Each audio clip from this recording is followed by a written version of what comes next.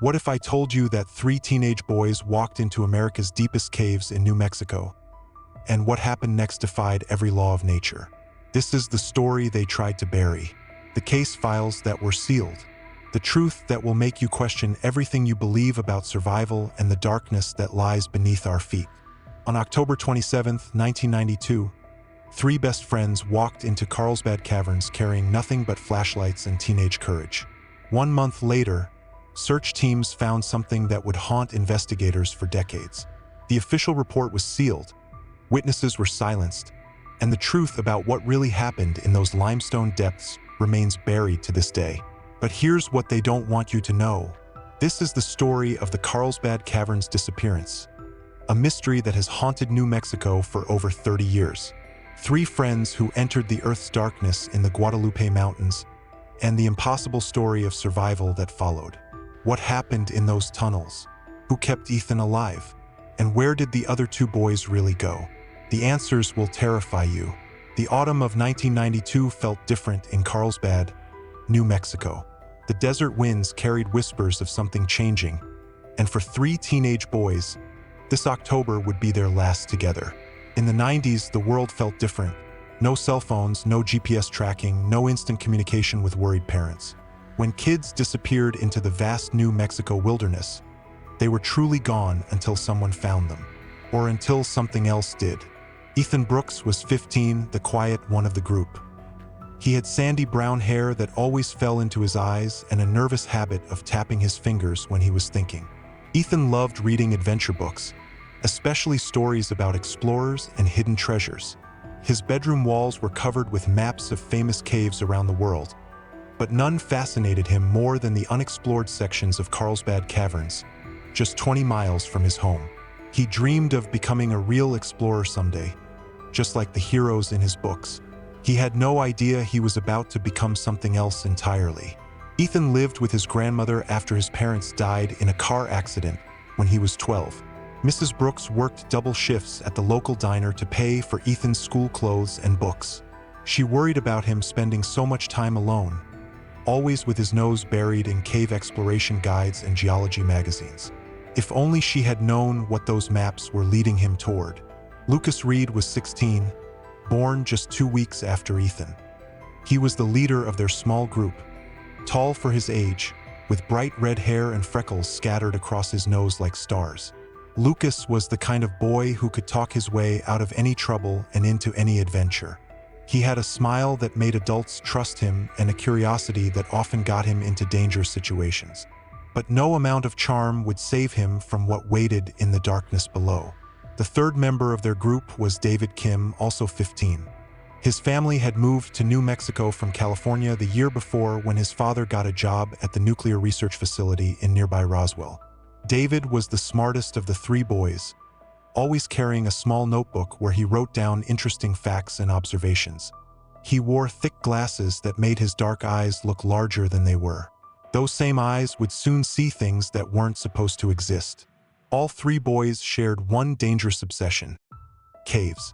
They had explored every small cave and rock formation within biking distance of Carlsbad. They knew which ones were safe for beginners and which ones required real equipment. But they had never attempted anything as serious as the restricted sections of Carlsbad Caverns. And there was a reason those sections were restricted. The idea started innocently enough on October 20th, exactly 1 week before they disappeared. Lucas found an old geological survey report in the school library.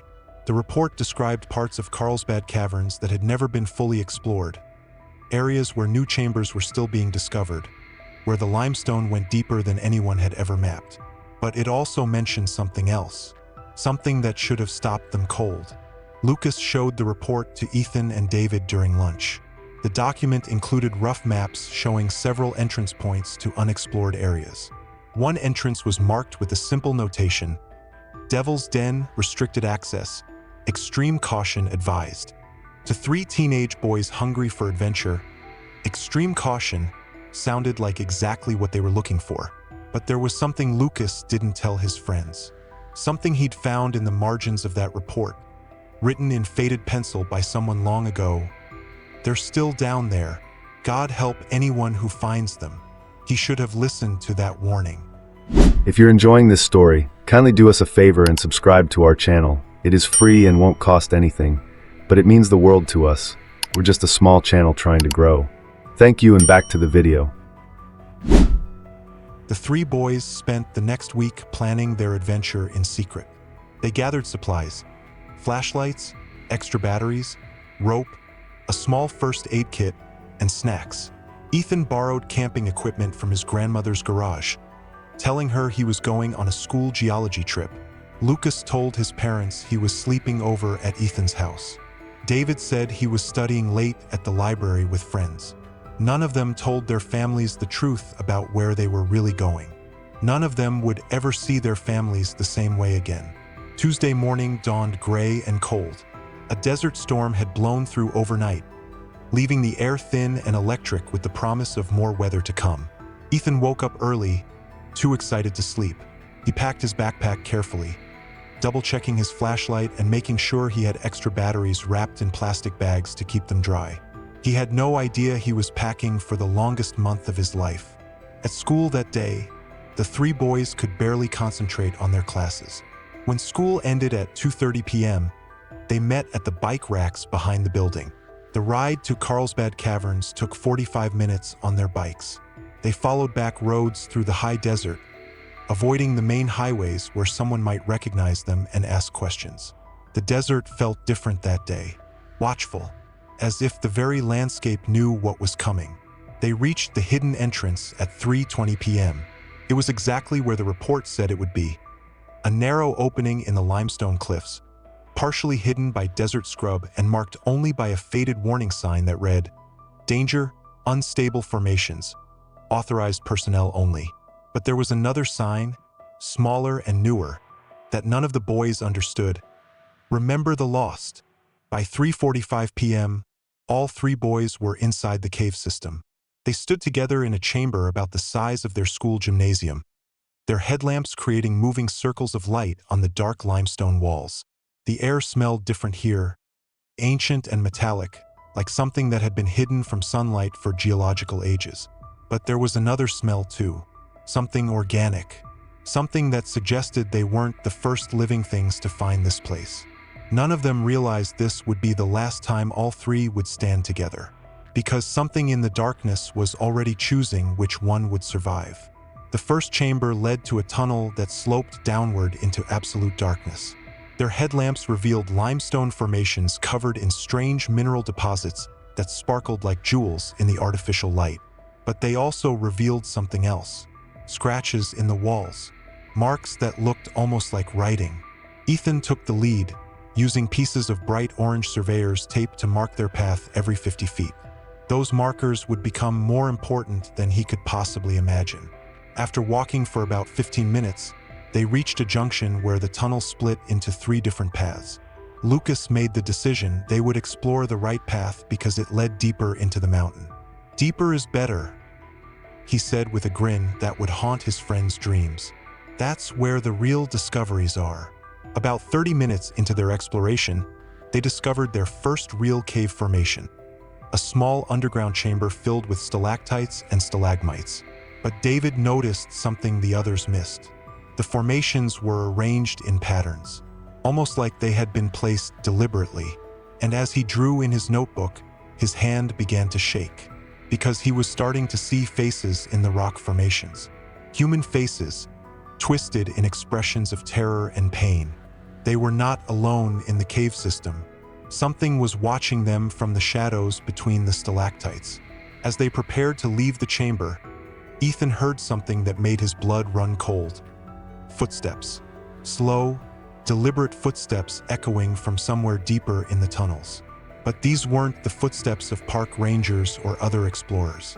These footsteps dragged, as if whoever was making them was carrying something heavy, or as if they were injured, or as if they were no longer entirely human.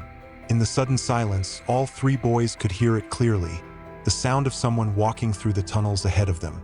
The footsteps were irregular, sometimes quick, sometimes slow, as if the person was having trouble navigating in the darkness, or as if they were hunting. Then they heard something even more disturbing.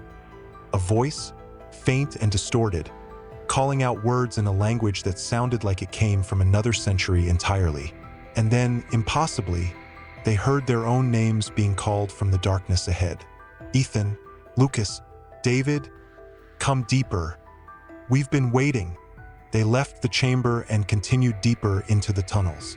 The ceiling became lower, forcing them to crawl in some sections. Their headlamps created dancing shadows that seemed to move independently, shifting and writhing in ways that had nothing to do with their lights. The passages showed tool marks, deliberate scrapes and gouges that suggested human hands had worked to expand these tunnels. Hands that had been working for far longer than 3 teenage boys had been alive. Strange markings covered the stone surfaces, not natural formations, but scratches and symbols that looked almost like writing. Some of the symbols looked familiar, like letters or numbers, but they were from no alphabet Ethan had ever seen. As they moved deeper, the footsteps suddenly stopped. The silence was more frightening than the mysterious sounds had been. It felt like something was waiting for them in the darkness ahead. And then they heard the first scream. It wasn't quite human, but it wasn't animal either. It was a sound of pure terror and pain that seemed to come from everywhere and nowhere at the same time. All 3 boys froze in place, their hearts pounding so hard they could hear their own pulse in their ears. In the moment of silence that followed, they heard something even more terrifying. The sound of breathing. Slow, labored breathing that came from just ahead of them in the tunnel. The boys debated whether to continue forward or turn back, but the thought that someone might need help was stronger than their fear. It was a trap, of course. It had always been a trap. From the moment they found those maps in the library, they had been walking toward this moment. They reached the most dangerous part of their journey, a narrow passage where they had to squeeze between 2 large rock formations. The space was barely wide enough for one person at a time, and the floor dropped away into darkness on one side. Lucas went first, then Ethan followed.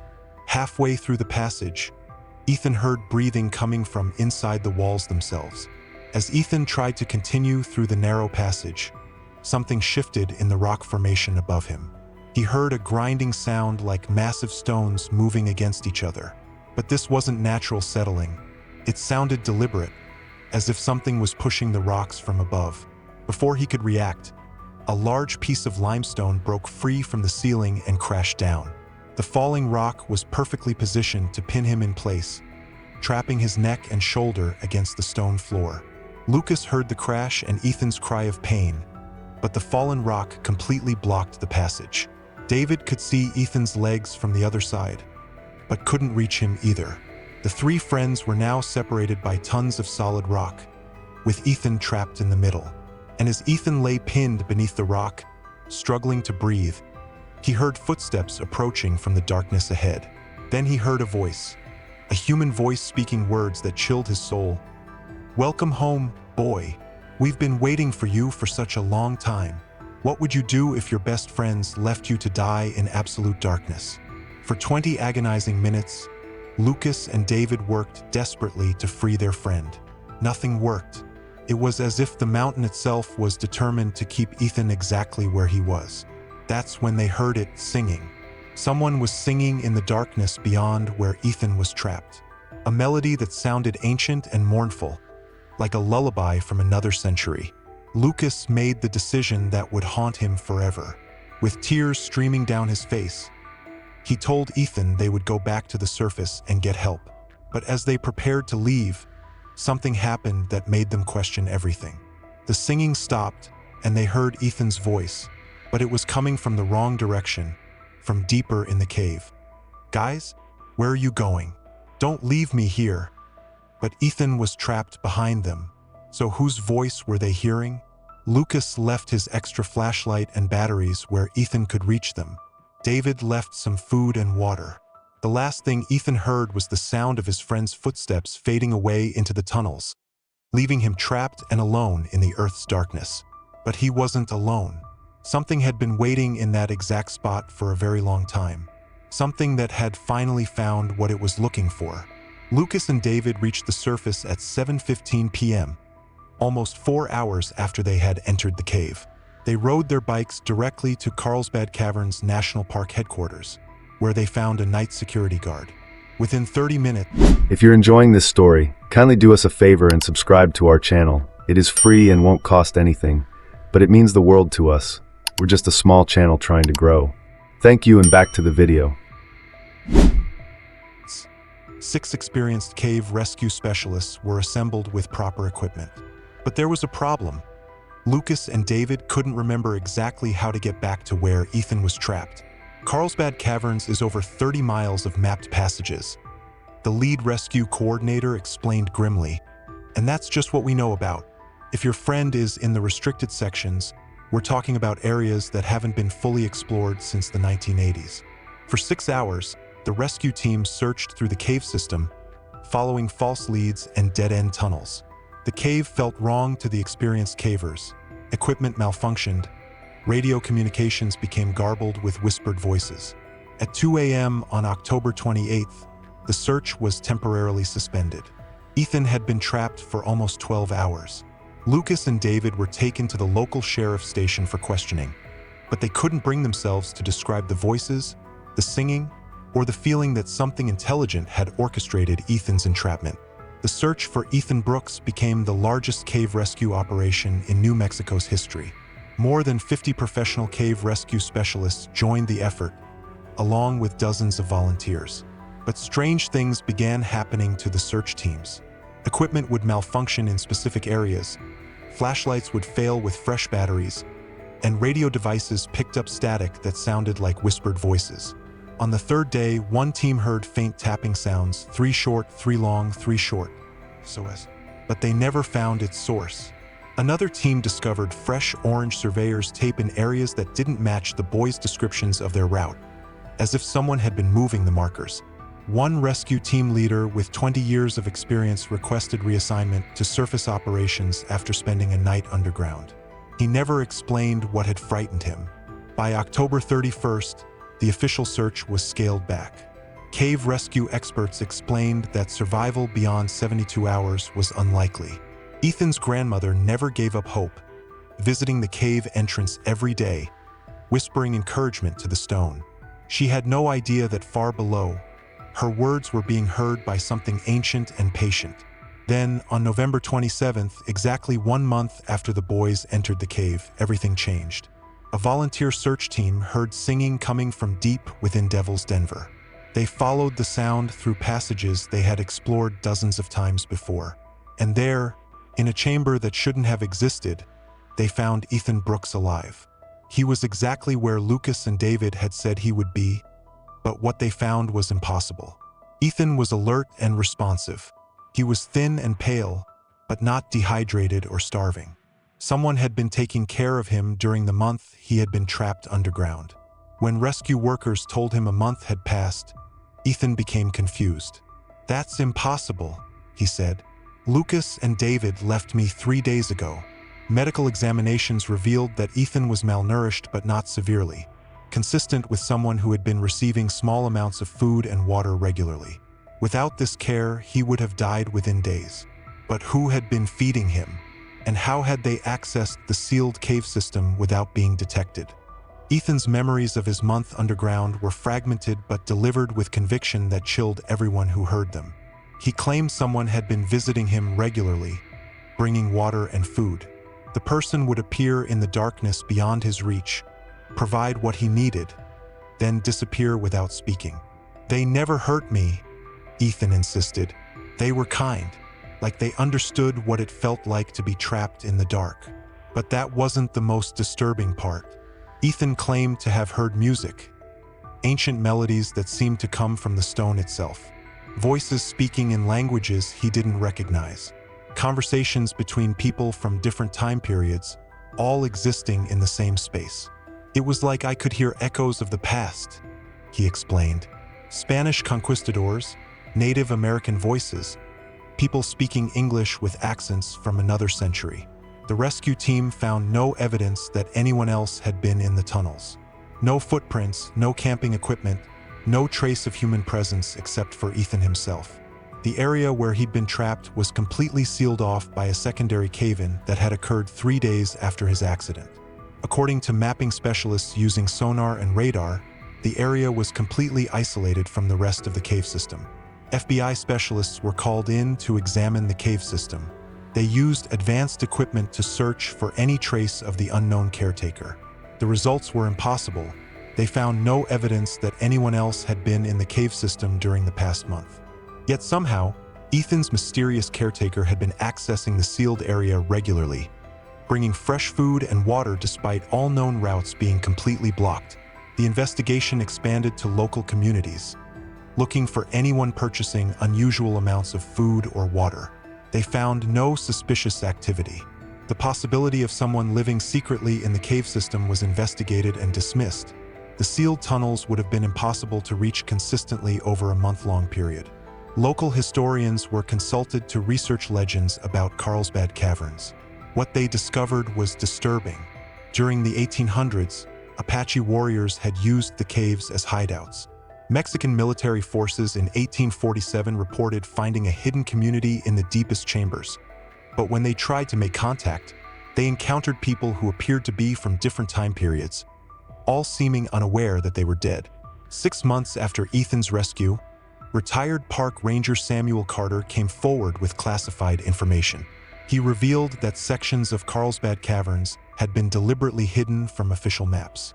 During the 1950s, explorers had discovered evidence of historical refugees who had survived far longer than anyone imagined.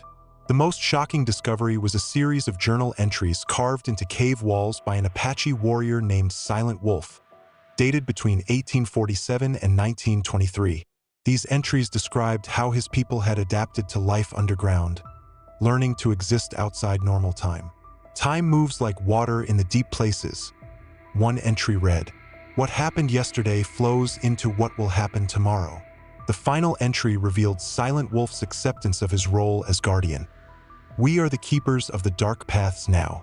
When the lost ones come to us, we provide what they need until they can return to the world above." Carter admitted that during his years as a park ranger, he had found evidence of ongoing human activity in supposedly isolated areas. Ethan wasn't the first to report being helped by mysterious figures. Several lost explorers over the years had described similar experiences. The government agencies involved seemed determined to prevent further investigation. The case was quietly closed, evidence was classified, and people involved were encouraged to forget what they had learned. Rescue workers were transferred or encouraged to retire early. Medical records were sealed and removed. Lucas and David developed serious psychological problems. Lucas became withdrawn and was eventually sent to live with relatives in Colorado. David's academic performance declined dramatically as he filled notebook after notebook with obsessive drawings of cave tunnels and symbols. Both boys were haunted by the same question. Why had the rock fall happened at exactly the right moment to trap Ethan but leave their escape route open? Ethan's recovery was the most troubling aspect for authorities. While his physical condition improved, he continued experiencing vivid nightmares and claimed his caretaker was still trying to communicate with him. More disturbing, he began describing historical events and people he'd never learned about, as if he'd absorbed memories from the cave system itself. He drew detailed maps of cave areas that no modern explorer had documented, maps that specialists admitted were more accurate than their own surveys. 6 months after his rescue, Ethan claimed his caretaker had followed him to the surface and was still watching over him. He would set out extra food at dinner and have one-sided conversations with empty rooms. His grandmother reported strange occurrences: food disappearing overnight, doors found unlocked, footsteps in the hallway when Ethan was asleep. Then, on a clear desert night in May 1993, Ethan Brooks disappeared again. This time, he went willingly. Mrs. Brooks found his bedroom empty with a note. "Grandmother, do not worry for me. I have gone home to the deep places where time moves differently and the lost ones find peace. The guardians have been patient, but I cannot stay in the bright world anymore. I belong with them now, in the chambers where past and future flow together like underground rivers." A massive search was launched, but no evidence was found. 3 days later, hikers reported hearing singing from underground, the same ancient melodies Ethan had described. Sometimes, when the desert wind was still, people claimed to hear a young man's voice guiding lost travelers to safety. Today, more than 30 years later, the mystery remains officially unsolved. Case files are classified, evidence has disappeared, and most people involved have died or refused to discuss their experiences. But the story continues to attract investigators who believe the truth has never been fully revealed. Modern cavers exploring Carlsbad's remote areas report finding fresh water sources in areas that should be dry, food storage areas that appear maintained, and carved symbols matching Ethan's descriptions. Most significantly, people continue reporting experiences similar to Ethan's. Lost explorers guided to safety by silent figures, injured cavers receiving mysterious help until rescue arrives. The National Park Service maintains these reports are hoaxes or hallucinations, but they've quietly increased security around certain areas. Some sections once open to experienced cavers are now completely off-limits with no official explanation. Local communities have developed theories.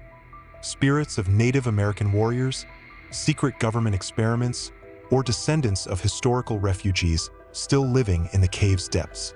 The most persistent theory suggests Ethan's experience was exactly what it appeared. Evidence of a hidden community maintaining their existence through careful secrecy and occasional interaction with the surface world. These underground dwellers, according to local folklore, have adapted to complete darkness over generations, developing heightened senses and intimate knowledge surpassing modern science. They've maintained a moral code compelling them to help people in distress, just as their ancestors were helped throughout history. Ethan Brooks has never been seen again in the surface world.